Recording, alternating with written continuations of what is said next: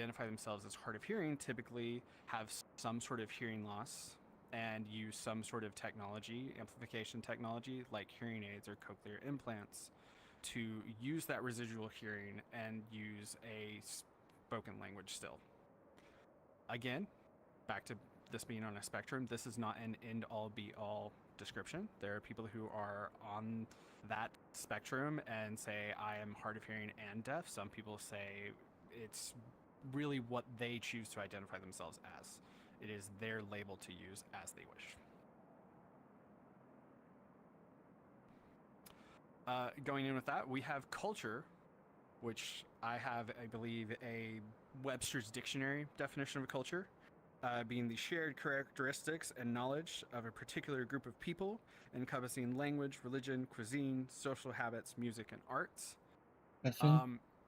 I don't necessarily think that cuisine is part of the deaf culture, but definitely language is a huge part of deaf culture, about the use of sign language, the use of modified English, being through cochlears, through hearing aids, any sort of difficulty with spoken English or spoken language at all.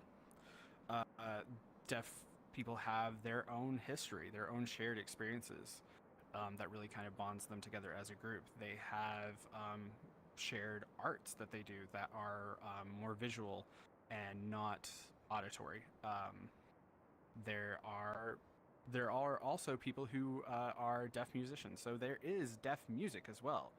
But anything that has to do with the deafness itself and this shared experience that all these deaf people have gone through together seems to create this wonderful deaf culture that we're here trying to tell you guys a little bit about today. And of course, one of the biggest parts of deaf culture is sign language. This is a visual language that does not have anything to do with your auditory processing. It is all visual, on the hands, facial expressions, body language, anything like that to convey meaning. It is a full language with its own grammar structure, its own rules, its own dialects, all that. It is a true language that is just visual instead of spoken. We also have a quick slide in here about interpreters. So I work as an interpreter, and so does Polly Swift over here. We both work as sign language interpreters, which just means that our job is to provide a faithful rendition of the message in the other language. For example, right now I'm currently speaking English, and Polly is over here interpreting exactly what I say into American Sign Language. He is not allowed to edit the message. He is not allowed to change anything up. It is a faithful rendition